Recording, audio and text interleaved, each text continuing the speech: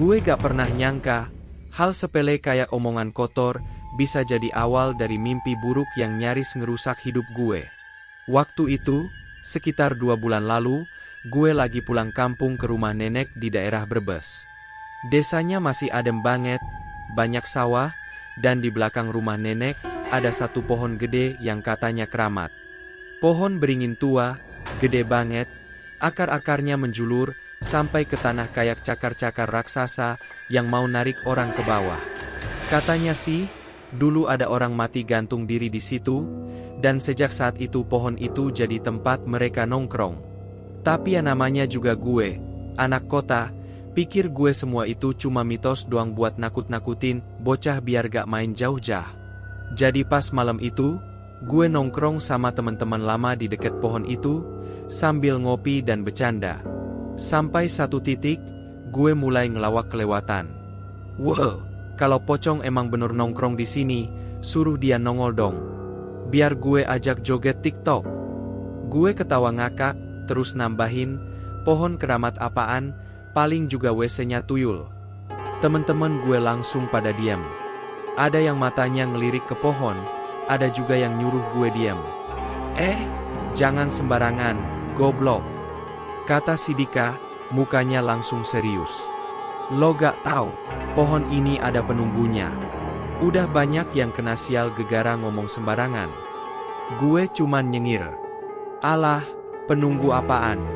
Kalau emang ada, suruh nongol sekarang juga. Gak ada yang ketawa. Malah suasana langsung berasa aneh. Angin tiba-tiba berhenti, dan udara yang tadinya sejuk jadi dingin banget. Kayak, aneh aja. Gue pikir itu cuma sugesti. Tapi pas gue balik badan, gue ngerasa kayak ada yang ngelihatin gue dari arah pohon.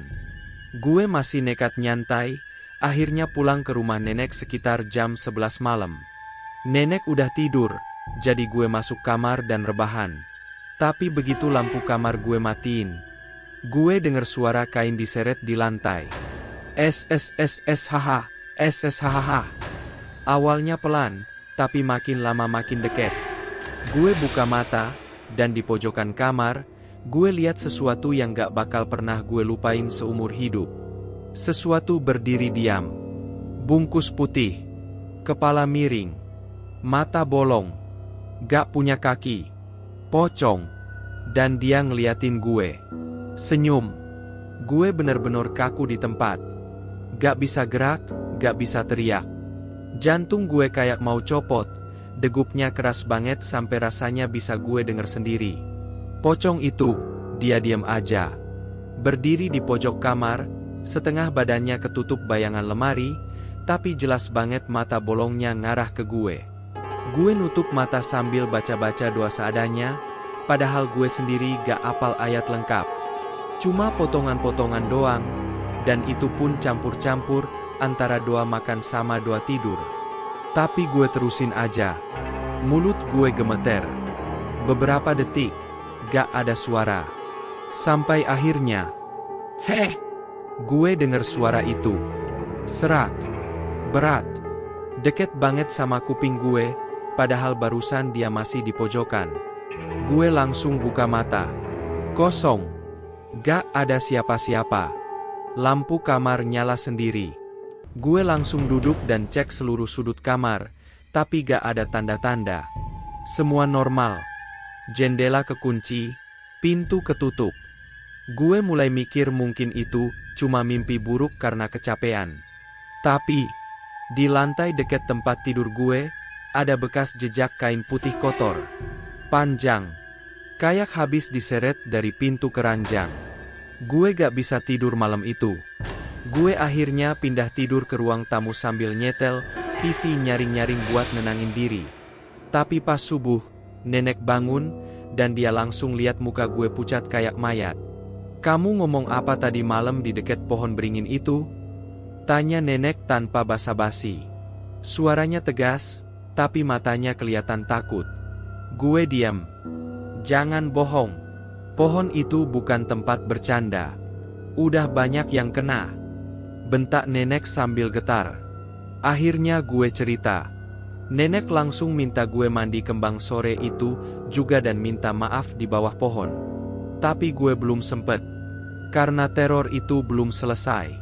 Malam kedua, gue baru rebahan, belum tidur, tapi badan udah lemes. Mata hampir merem, tapi tiba-tiba, toh, toh. Ada yang ngetuk jendela kamar gue.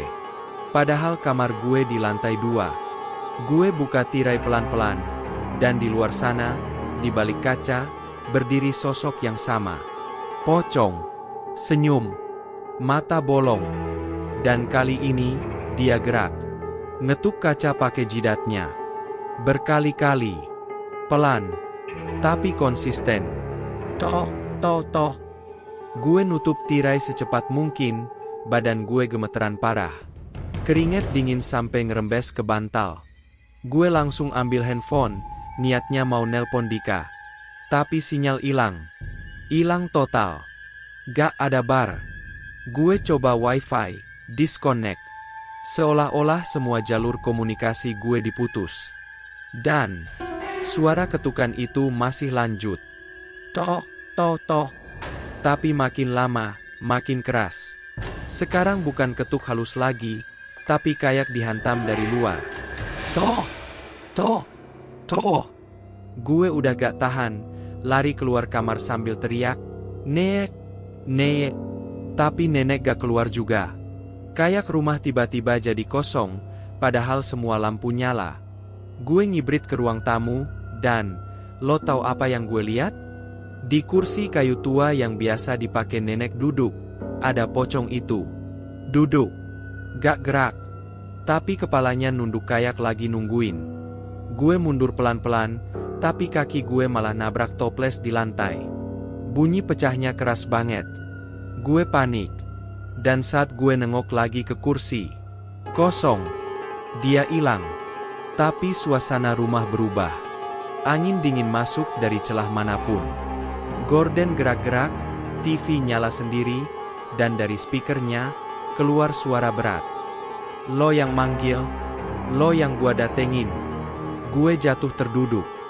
Dada gue sesak banget. Kayak ada yang dudukin. Tapi gak kelihatan. Tiba-tiba tangan gue kayak dicengkeram dari belakang, dingin dan keras. Minta maaf, suara itu bisik lagi. Sebelum semuanya terlambat. Besok paginya gue cerita semuanya ke nenek. Dan nenek cuma bilang satu hal, dia udah nempel. Kamu harus benar-benar minta maaf. Tapi jangan di siang hari. Harus di malam yang sama jamnya. Dan lo tahu apa artinya? Gue harus balik lagi ke pohon itu, jam 11 malam, sendirian. Bawa kembang 7 rupa. Dan minta maaf. Masalahnya, malam itu, gue gak sendiri di bawah pohon. Gue nyiapin semuanya sesuai kata nenek.